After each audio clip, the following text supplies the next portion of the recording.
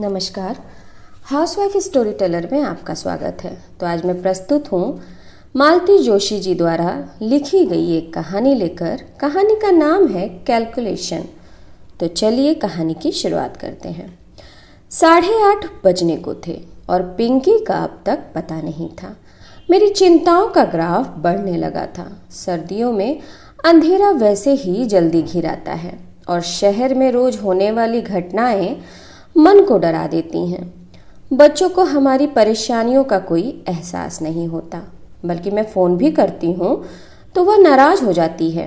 कहती है और किसी के घर से फ़ोन नहीं आता, बस मेरा ही घनघनाता रहता है। इतना एम्बैरसिंग लगता है।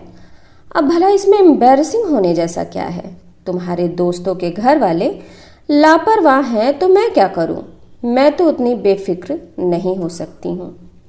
ये घर में होते हैं तो हर 5 मिनट पर मुझे कूल डाउन की सलाह देते हैं, पर आज ये भी टूर पर है। सारा टेंशन मुझे अकेले ही झेलना है। जब घर में बैठना असंभव हो गया तो मैं शॉल ओढ़कर गेट पर जाकर खड़ी हो गई। बिटिया की राह देखी जा रही है। अंधेरे में एक प्रश्न उछला। मैं बुरी तरह चौंक गई। देखा, बगल वाली अम्मा जी शॉल लपेटे कुर्सी पर विराजमान हैं। मैं मुड़कर उनसे मुखातिब हो गई।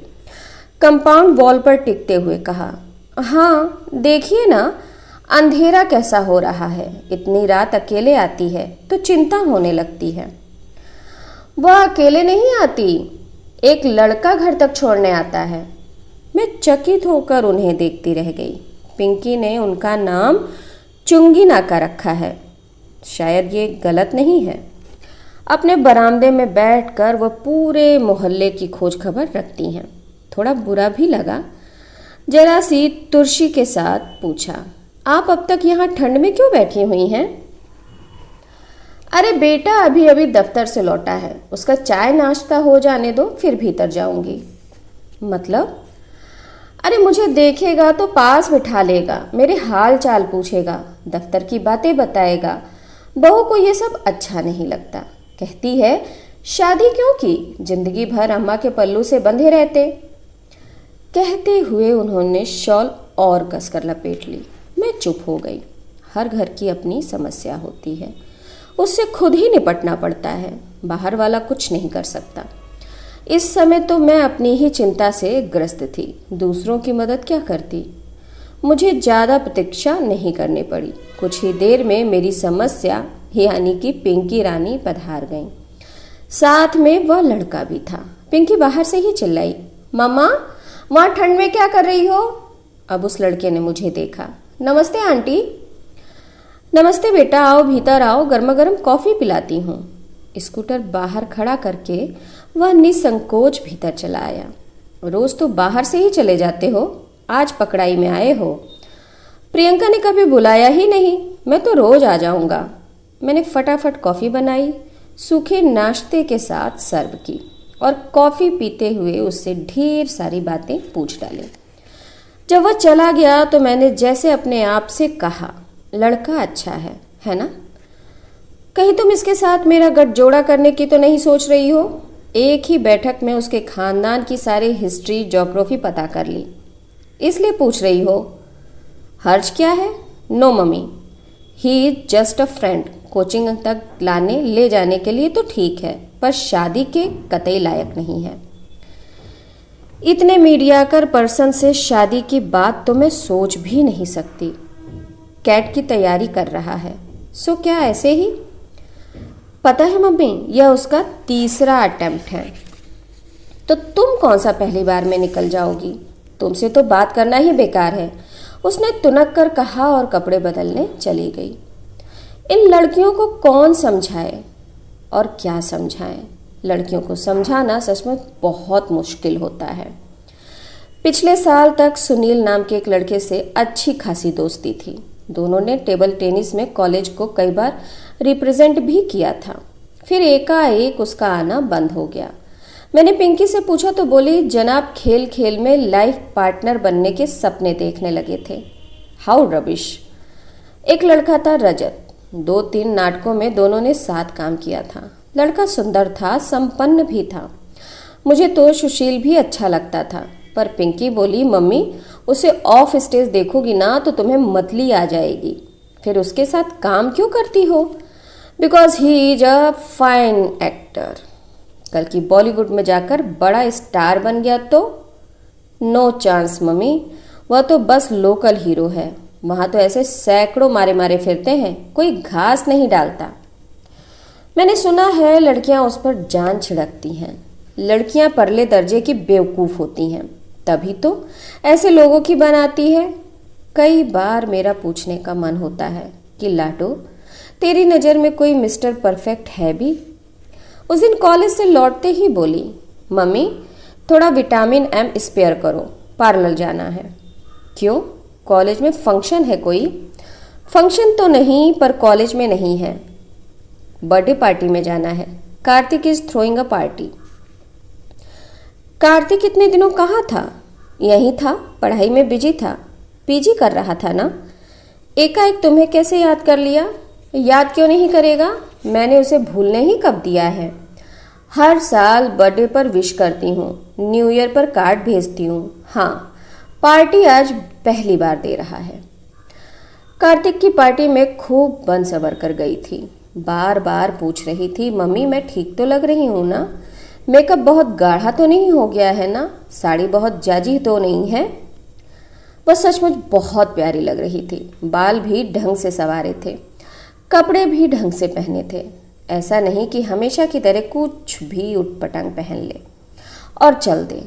उसकी सज्जा से ही पता लग रहा था कि वह किसी को इम्प्रेस करने के लिए बेताब है। यह जानकर अच्छा भी लग रहा था। कार्तिक सचमुच अच्छा लड़का था।